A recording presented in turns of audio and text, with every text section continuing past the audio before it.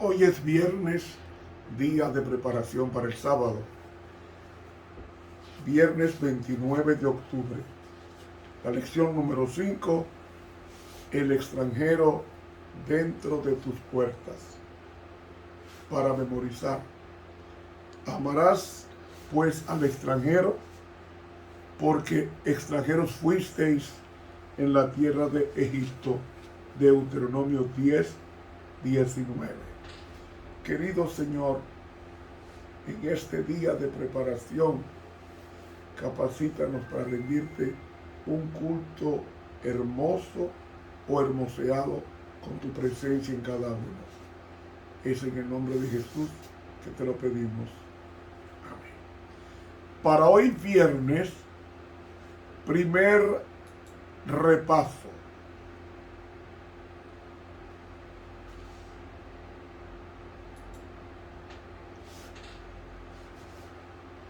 Al pueblo de Israel, a fin de fomentar las reuniones para los servicios religiosos y también para suplir las necesidades de los pobres, se le pedía que diera un segundo diezmo de todas sus ganancias.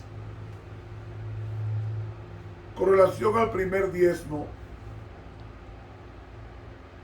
dice en Números 18:21, he aquí que yo he dado a los hijos de Israel todos los diezmos de Israel.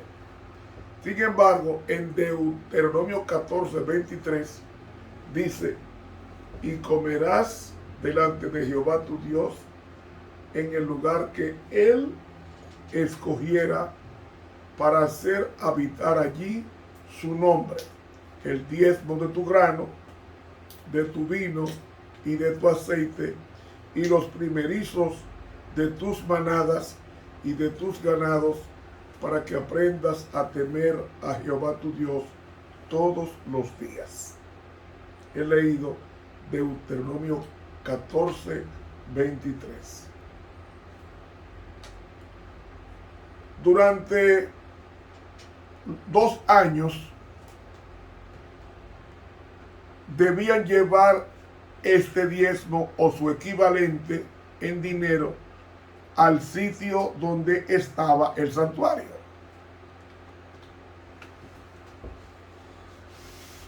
Después de presentar una ofrenda de gratitud a Dios y una porción específica para el sacerdote, el oferente debía usar el remanente para un festín religioso, en el cual debía participar los levitas, los extranjeros, los huérfanos, así como también las viudas.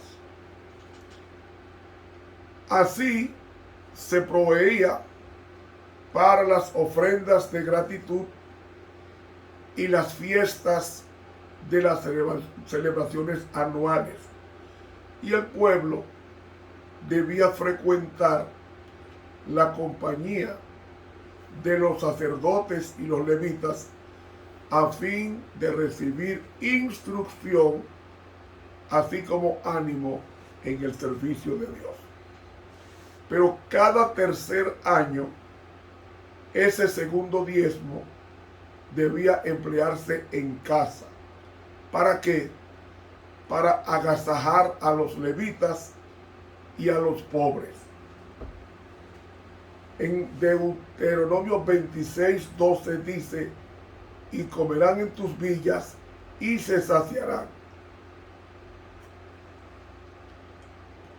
Este diezmo debía de proveer un fondo para las fiestas de caridad y para los hospitalarios. Otras medidas se tomaban en favor del pobre. Después del reconocimiento de los requerimientos divinos, nada hay que diferencie tanto las leyes dadas por Moisés de cualesquiera otras como el espíritu generoso y hospitalario que ordenaban hacia los pobres. Y aunque Dios había prometido bendecir grandemente a su pueblo, no se proponía que la pobreza fuese totalmente desconocida en medio del pueblo de Dios, porque declaró que los pobres no dejarían de existir en la tierra. Siempre habría entre el pueblo de Dios algunos pobres que le darían oportunidad de ejercer la simpatía, la benevolencia, la ternura hacia ellos. Y ayer como hoy, las personas estaban expuestas al infortunio, a la enfermedad, a la pérdida de sus propiedades. Pero mientras se siguiesen estrictamente las instrucciones dadas por Dios, no habría mendigos en Israel, ni siquiera por falta de alimentos.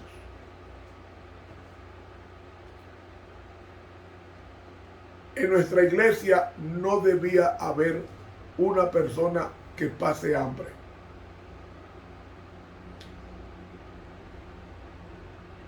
De ahí que la ley de Dios le daba al pobre el derecho de cierta porción del producto de la tierra, y cualquier pobre estaba autorizado para ir cuando tuviera hambre al sembrado de su vecino, a su huerto o a su viñedo, para comer del grano o de la fruta para satisfacerse en su hambruna. Y obraron de acuerdo con este permiso los discípulos de Jesús cuando arrancaron espigas y comieron del grano al pasar por un campo un sábado. Toda la rebusca de las mieses, del huerto y del viñedo pertenecían a los pobres. En Deuteronomio 24, del 19 al 22 leemos: cuando segares tu mies en tu campo y olvidares alguna gavilla en el campo, no volverás a tomarla. Cuando sacudieres tus olivas, no recorrerás las ramas tras ti.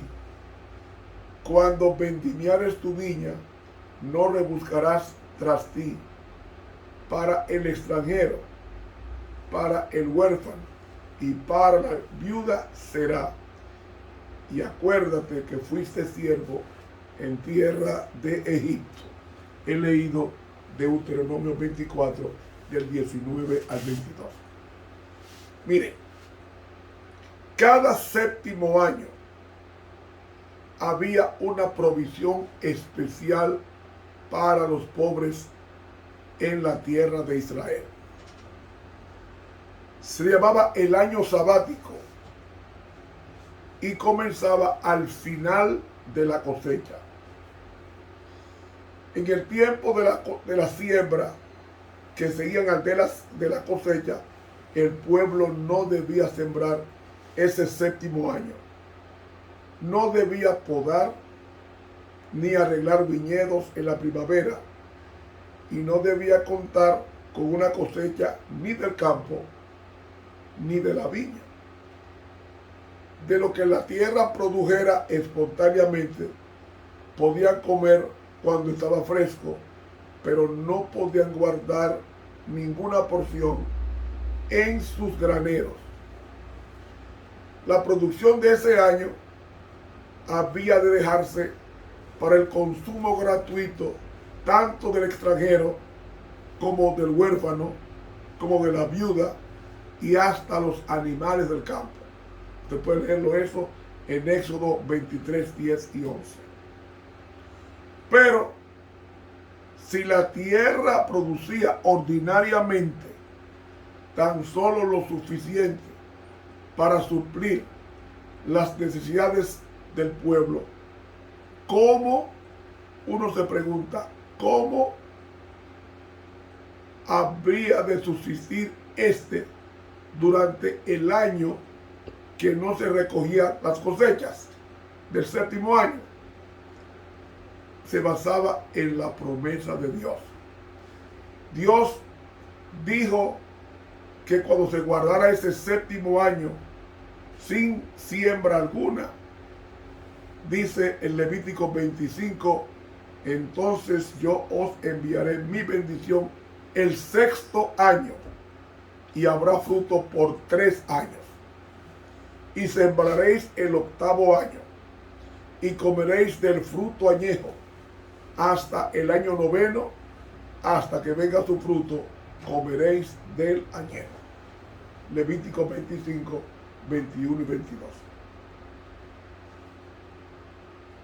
De ahí que la observancia del año sabático, que era el séptimo de cada año, beneficiaría tanto a la tierra para que guarde su sábado como al pueblo.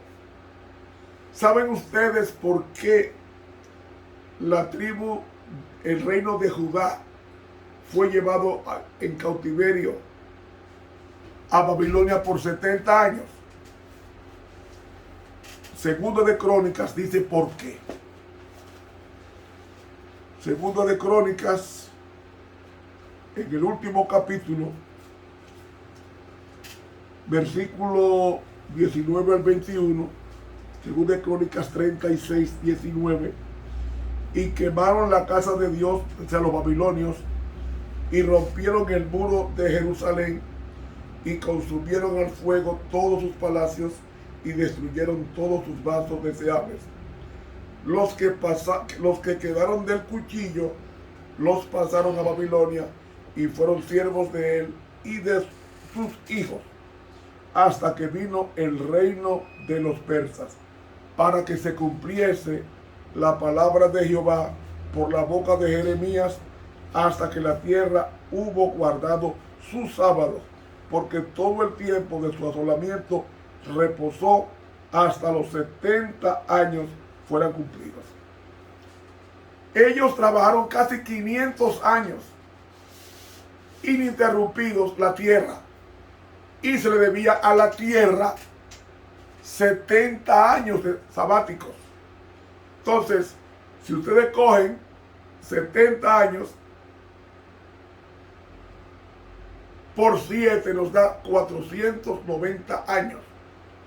Pues los 70 años transcurrieron del 605 antes de Cristo, cuando vino Nabucodonosor y se llevó a un grupo a Babilonia, entre ellos a Daniel, hasta el año 536. Ahí están los 70 años de cautiverio para que la tierra de Israel guardara sus sábados. Por eso ¿saben ustedes por qué viene un milenio?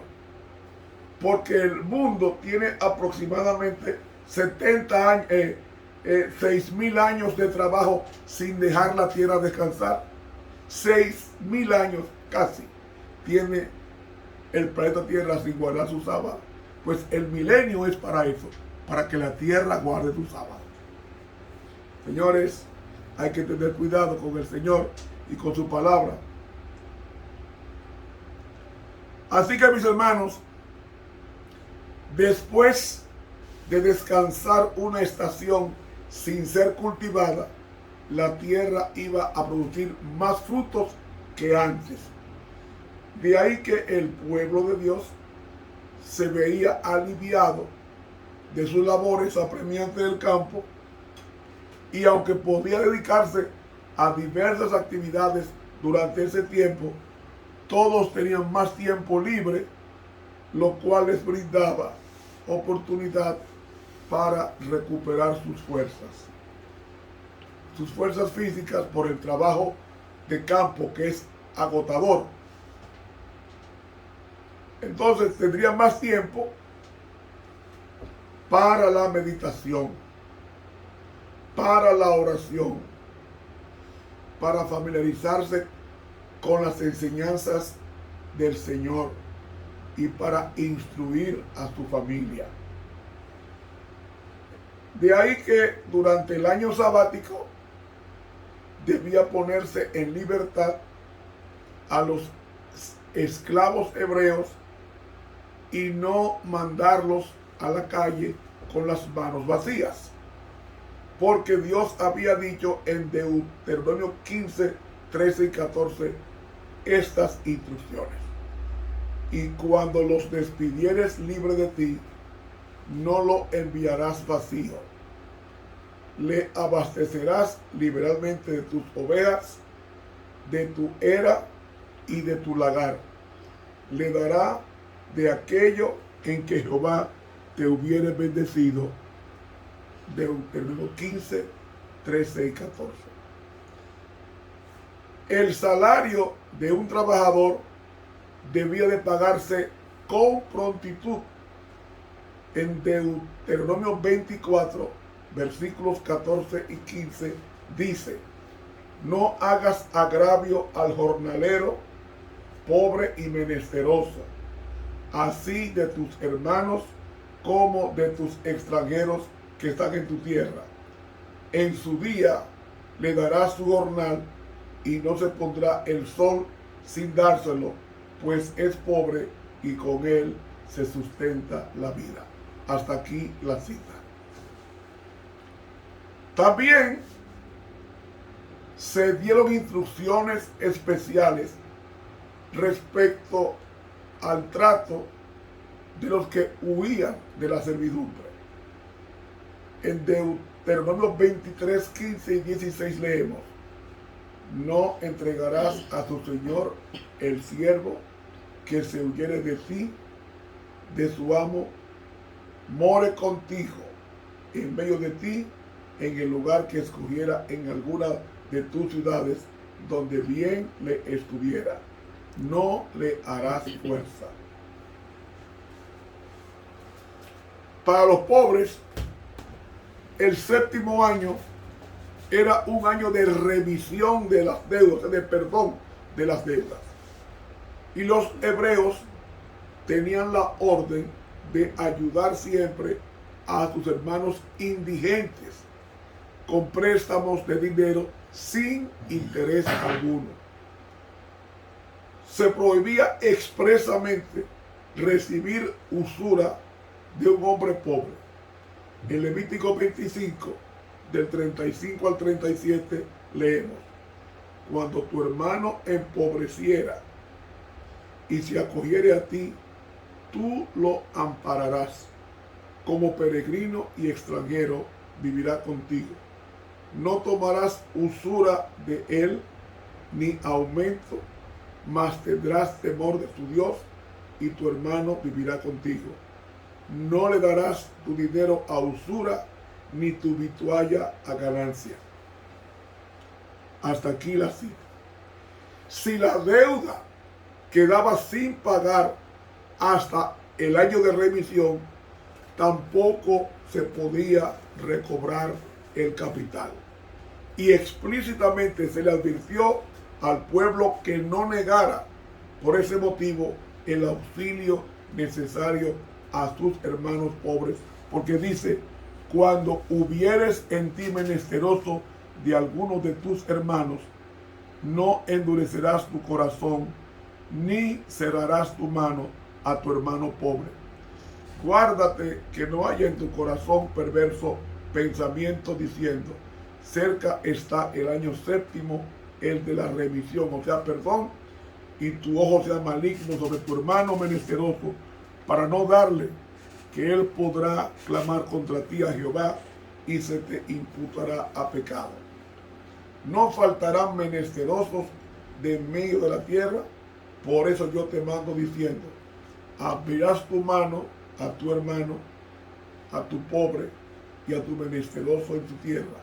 Abrirás a él tu mano liberalmente y en efecto le prestarás lo que basta, lo que hubiere menester. He leído a Deuteronomio 15, del 7 al 9 y 11.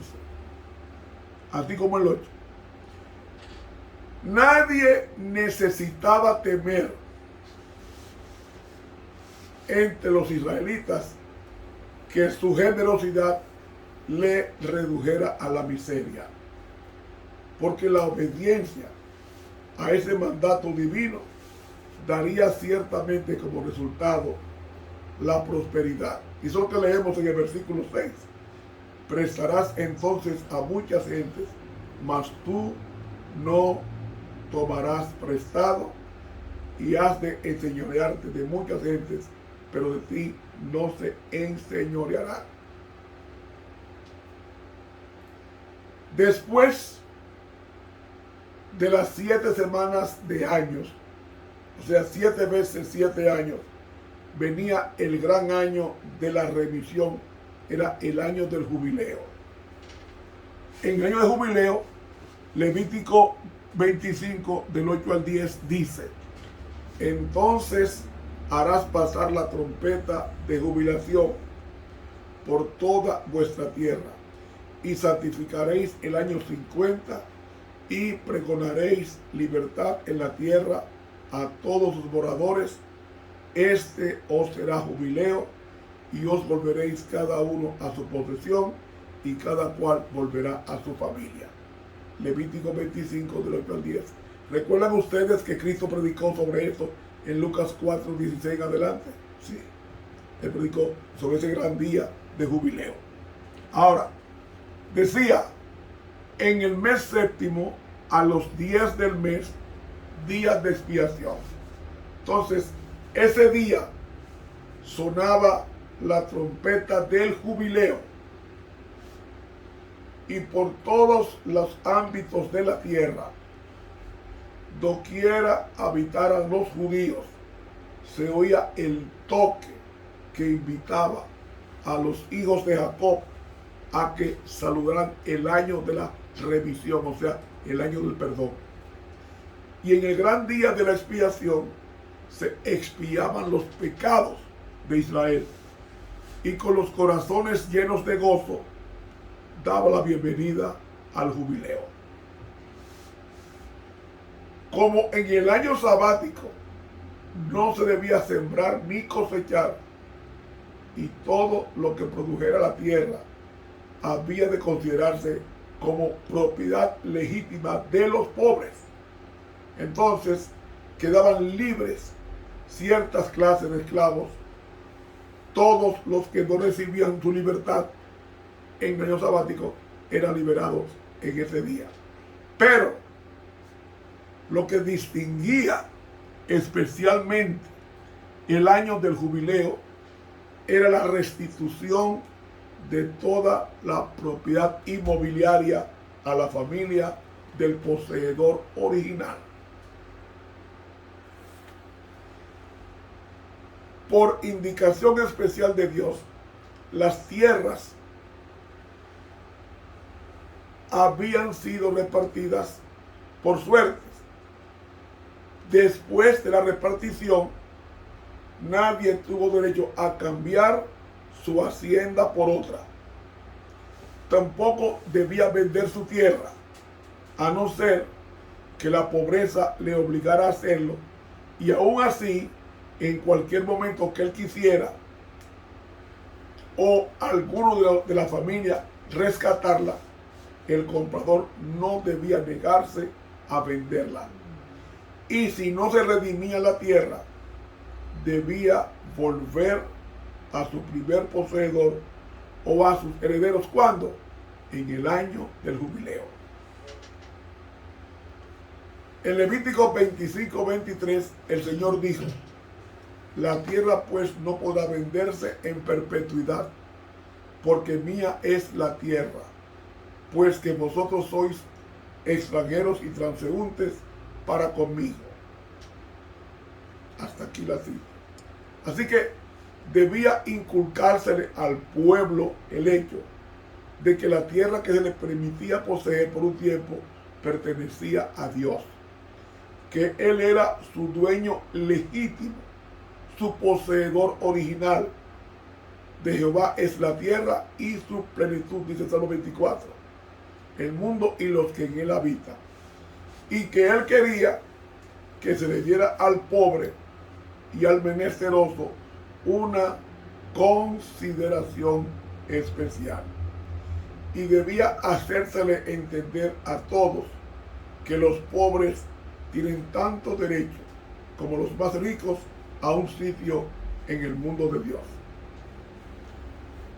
Esas fueron las medidas que nuestro Creador misericordioso tomó para reducir o aminorar el sufrimiento e impartir algún rayo de esperanza, de alegría en la vida de los indigentes y de los angustiados. Porque Dios quería poner freno al amor excesivo, a los bienes terrenales, así como al poder. Porque la acumulación continua de riquezas en manos de una clase y la pobreza y degradación de otra clase eran cosas que producían grandes males. Porque el poder desenfrenado de los ricos resultaría en monopolio, y los pobres, aunque en todo sentido tuvieran tanto valor como aquellos a los ojos de Dios, serían considerados y tratados como inferiores a los demás más afortunados. Y al sentir la clase pobre esta opresión, se despertarían en aquellas las pasiones, y habría un sentimiento de desesperación que tendería a desmoralizar la sociedad y abrir la puerta a crímenes de toda índole. Así que los reglamentos que Dios estableció tenían por objeto fomentar la igualdad social. Las medidas del año sabático y del año de jubileo habían de corregir mayormente lo que en el intervalo se hubiera desquiciado en la economía social y política de la nación. Hermanos, continuaremos mañana el análisis de por qué a los pobres siempre tendréis entre vosotros. Que habló el profesor Ramón Romero.